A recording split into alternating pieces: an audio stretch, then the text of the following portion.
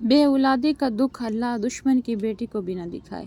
ये एक ऐसी तकलीफ़ है जिससे बेचारी औरत ख़ुद तो मर ही रही होती है, ऊपर से जो ताना देती हैं औरतें, उससे इंसान ख़त्म ही हो जाता है। मेरे पास ख़वातीन आती हैं तो बेचारियों की वो हालत होती है कि एक तो वो ख़ुद इस तकलीफ़ से गुज़र रही हैं, इस हसरत से, बे औलादी की हसरत से तड़प रही होती हैं, और ऊपर से रिश्तेदार जो उनको ज़लील करते हैं वो अलग है।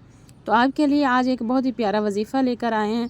जी, मुहर्रमुल हराम की पहली शब, यानी जिस रात को शाम को आपको चाँद नज़र आए, उसी रात के तहज्जुद के वक्त आपने उठना है, 2 रकत नमाज नफल सलातुल हाजत पढ़नी है। उसके बाद आपने 111 दफ़ा ये आयत रब्बी ला तज़रनी फ़र्दम व अंता खैरुल वारिसीन, ये दुआ पढ़ के आपने अल्लाह रब्बुल इज़्ज़त से गिड़गिड़ा कर दुआ मांगनी है।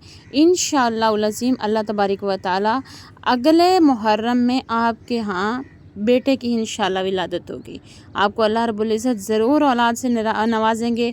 अगर किसी के पास बेटा नहीं है तो वो इस अमल को करे, और अगर किसी के पास औलाद नहीं है, बेटी भी नहीं है, बेटा भी नहीं है, तो वो भी इस अमल को करे।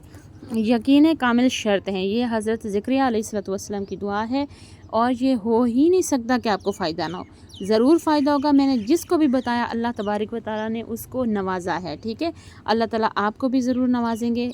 यकीन से इस अमल को कीजिए। वीडियो को लंबा नहीं करना चाहती, इसलिए मुख्तसर सी बात करूँगी कि हज़रत ज़करिया अलैहिस्सलातु वस्सलाम ने बुढ़ापे की उम्र में जब अल्लाह से ये दुआ मांगी तो अल्लाह रब्बुल इज़्ज़त ने उन्हें याह्या जैसा बेटा अता फ़रमाया।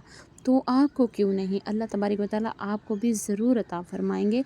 आप वो बड़ा करीम रब है, आप उस पर यकीन कामिल रखते हुए इस वजीफ़े को करें, सवाब की नीयत से, सदका जारिया की नीयत से, और दूसरों के भलाई की नीयत से इसको आगे शेयर कीजिए ताकि किसी और मुसलमान का भी भला हो। जज़ाकल्लाहु खैरा।